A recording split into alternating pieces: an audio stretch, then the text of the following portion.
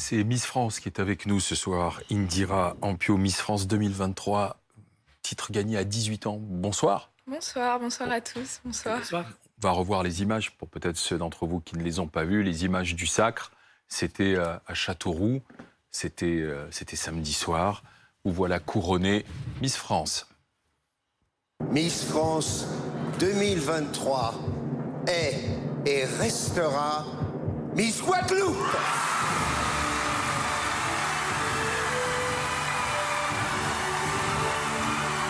Première dauphine Miss Nord-Pas-de-Calais et Miss France et Miss Guadeloupe. Et restera, pour ceux qui ne savent pas pourquoi restera Miss Guadeloupe. Je pense qu'on devient Miss France, certes, pendant un an, mais c'est toute une vie, la vie de Miss France. Ça m'a donné des frissons, j'en ai des frissons. Vous l'avez revu plusieurs fois quand même. Mais oui, mais à chaque fois j'ai des frissons. Mais pourtant, c'est quelque chose que vous aviez en vous, de concourir pour le titre de Miss France. Parce que j'ai vu que votre maman avait été première dauphine à Miss Guadeloupe. C'est cela. Ma mère a été élue première dauphine de Miss Guadeloupe en 98. Et en fait, elle a gardé tout simplement tous les souvenirs de son élection, la cassette vidéo, les albums photos, son écharpe de première dauphine. Donc en grandissant, j'ai toujours voulu participer à cette aventure.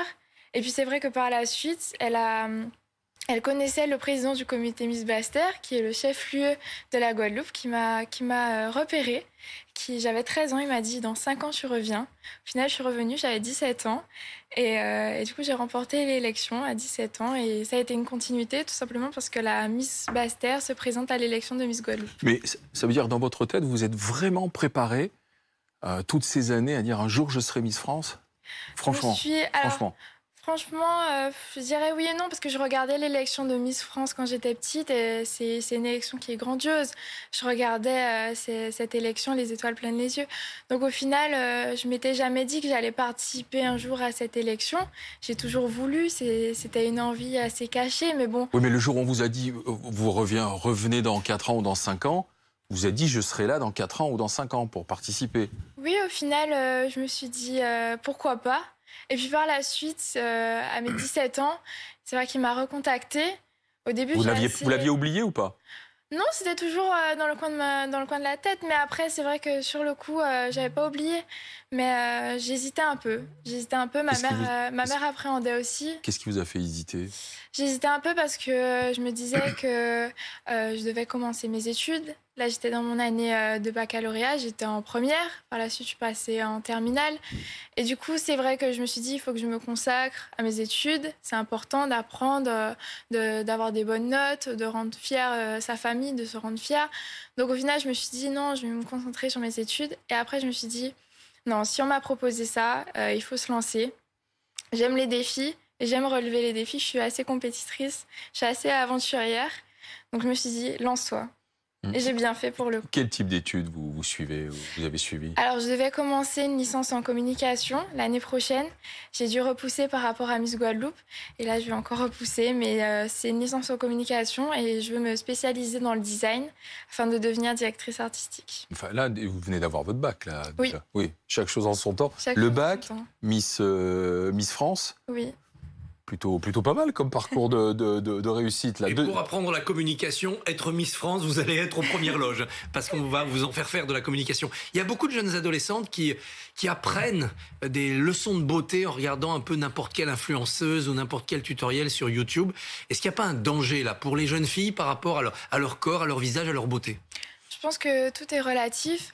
Après, j'aimerais dire chaque chose en ton temps. Après, moi, j'y suis allée un peu vite, mais pour moi, c'était mon année. Pour moi, vous savez, quand j'ai été élue Miss Basse-Terre, le lendemain, je suis allée rendre visite à ma grand-mère qui était malade. Elle avait malheureusement des métastases au cerveau, donc n'était pas consciente de ce qui se passait. Et lorsque je suis rentrée dans la chambre, j'avais l'écharpe de Miss Basse-Terre, la couronne. Elle m'a reconnue, elle m'a reconnue, et sur le coup, elle m'a dit « Oh, Didi, c'est mon surnom. Didi, tu es belle. » Et sur le coup, je me suis dit, si elle a pu reconnaître ça, c'est un signe. Alors je me suis dit, rien n'arrive par hasard. Par la suite, quand j'ai participé à Miss Guadeloupe, malheureusement, elle avait déjà disparu parce qu'elle nous a quittés le 18 janvier 2022. Et c'est vrai que ça a été compliqué, mais je me suis dit, Cette année, elle est faite pour moi. C'est un signe, c'est ma bonne étoile, comme je l'ai dit lors de l'élection. C'est ma bonne étoile, elle m'a permis de briller le soir du 17 décembre. Et vraiment, elle m'a accompagnée tout au long de cette aventure. Et que répondez-vous à ceux et celles qui disent que ce type de compétition, ça enferme finalement les femmes dans des canons esthétiques qui empêchent la liberté d'épanouir sa personnalité? Tout simplement, je répondrais non. Non, pourquoi? Parce que l'élection de Miss France apporte une voix. Je suis devant vous aujourd'hui, je vous raconte un peu ma vie, entre guillemets, mon expérience. Je vais vous raconter aussi ma cause, parce que j'ai aussi des choses à défendre, j'ai des projets à mettre en lumière. Donc après, non, c'est, vous savez, la société Miss France permet aux femmes de mettre en avant des projets. Ce sont des femmes qui se présentent. Certes, c'est un concours de beauté, mais pour moi, c'est un concours de beauté intellectuelle, de beauté intérieure. Et certes, il y a aussi la beauté physique. Vous êtes souvent moqué en ce moment sur les réseaux sociaux, sur les prises de position, en disant bon, oui, les Miss France, ça enfonce des portes ouvertes. Les concours de culture générale, c'est niveau 4e ou 3e. Voilà, vous êtes raillé et moqué à ce niveau-là, vous le savez. Cette année, je n'ai pas vu vraiment de critiques. Après, vous savez... peut-être que vous vous tenez assez éloigné des réseaux sociaux aussi. Oui, exactement. Vous savez, pendant l'élection, pendant l'aventure Miss France, j'essayais de mettre un peu de côté mon téléphone, les réseaux sociaux. J'avais quelqu'un qui s'occupait de ma communication. Mais je mettais un peu de côté et je privilégiais mes heures de sommeil et aussi mes moments avec ma famille, parce que ça a été mon soutien. Ma famille a été ma force. Elle m'a toujours accompagnée et soutenue dans chacun de mes projets.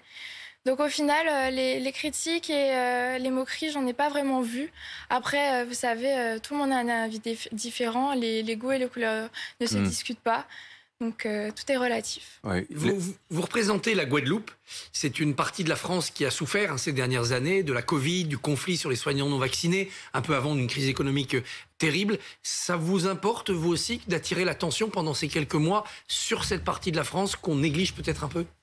Totalement. Vous savez déjà, le voyage de presse de l'élection Miss France a eu lieu en Guadeloupe. Ça a permis d'apporter une visibilité justement à mon île.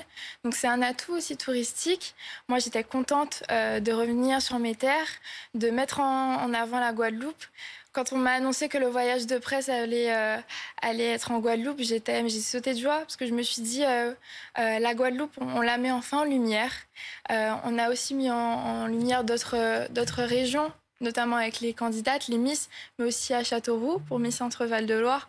Donc vous savez, oui, c'est important de mettre en avant chaque région.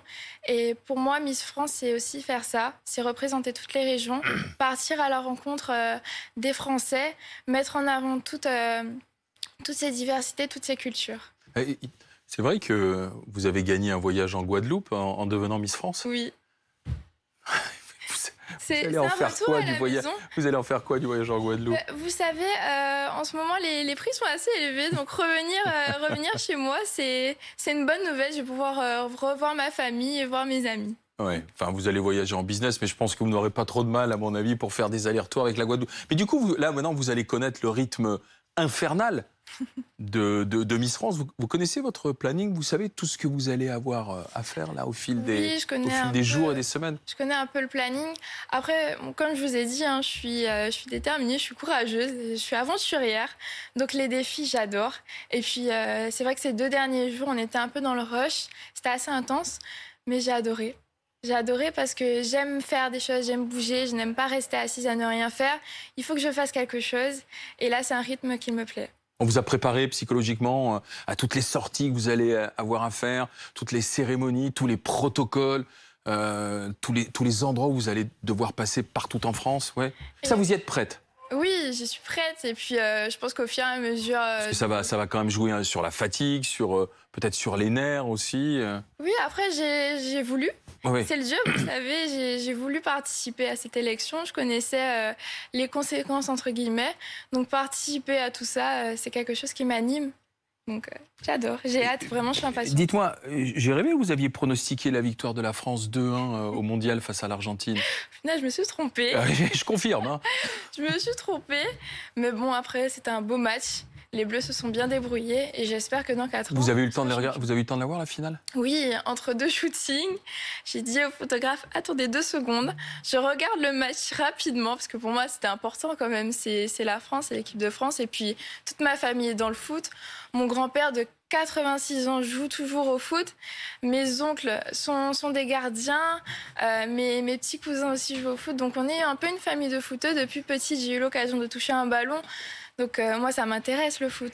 Mais on avait des Guadeloupéens dans l'équipe aussi, regardez. Et oui, comment c'est Marcus Thuram. Mais donc Lilian, son père. Hein. Et Kingsley Coman. Oui. Voilà, 2 Guadeloupéens qui étaient difficilement consolables hier, d'autant que Kingsley Coman a raté son tir au but, Marcus Thuram aussi. Donc la Guadeloupe qui rit, la Guadeloupe qui pleure, et bon voilà. vous allez essayer de les joindre, de discuter peut-être un petit peu avec eux. Là, ils arrivent ce soir à Paris d'ailleurs. J'espère un jour les rencontrer pour les féliciter, parce que c'est bien déjà d'arriver en finale. Il y a 4 ans, on était champion. En tout cas, on a toujours 2 étoiles. Et j'espère que dans 4 ans, on atteindra la 3e. Avec Miss France, au moins, on est sûr d'une chose, c'est que la France gagne à tous les coups. Quoi. Oui, mais comme on n'a pas eu la Coupe du Monde de football, on espère avoir le titre de Miss Monde ou de Miss Univers, parce qu'il y a d'autres compétitions qui vous attendent là, au niveau international. C'est cela. Donc la Miss France a le choix de participer soit à l'élection de Miss Monde, soit à l'élection de Miss Univers. Vous savez ce que vous allez choisir ou... Je ne sais pas encore, on verra bien avec la société Miss France. En tout cas, c'est vrai que c'est un rêve quand même de participer à Miss Univers. Alors, vous avez tous les 2 une écharpe. Oui, c'est important de garder une écharpe. Voilà, c'est votre point commun. Voilà. Vous avez un petit conseil à donner pour le port de l'écharpe ou L'avantage de la mienne, c'est qu'on peut faire des nœuds avec celle-ci, c'est plus difficile. Le désavantage de la mienne, c'est qu'elle est quand même beaucoup moins prestigieuse. Et je n'ai rien fait pour la mériter. Merci Indira Ampio. Alors le programme là, pour les prochaines 24 heures ou 48 heures, vous l'avez déjà un peu en tête, non? Oui, c'est essentiellement des shootings, des interviews. C'est-à-dire des séances photos. Ouais. Voilà, des séances photos, des interviews, des prises de parole. Et ensuite, des vacances pour Noël. Quand même. Et oui, vous rentrez en Guadeloupe? Alors, je ne sais pas encore. Je ne sais pas si je vais fêter Noël en Guadeloupe ou à Paris, étant donné que mon frère est sur Paris et que ma mère aussi. Ah bon. On verra bien. Vous n'avez pas peur d'être arraché complètement à une vie normale, une vie privée avec les amis, les amours, les études, tout ça, c'est fini, quoi? Non, pas du tout, parce que je me suis lancée dans cette aventure aussi pour ça, pour découvrir de nouvelles choses. Et puis, Miss France a toujours été, comme je vous l'ai dit, un monde qui m'a toujours intéressée. Donc, j'ai vraiment hâte, je suis impatiente. Écoutez, vivez bien cette belle aventure, profitez-en bien. Indira Ampio, Miss France 2023, venue de Guadeloupe et passée par le plateau de BFM TV et de BFM Story. Merci beaucoup. Merci. Félicitations, passez de bonnes fêtes de fin d'année. Merci beaucoup. Et puis à bientôt, qui sait. Merci.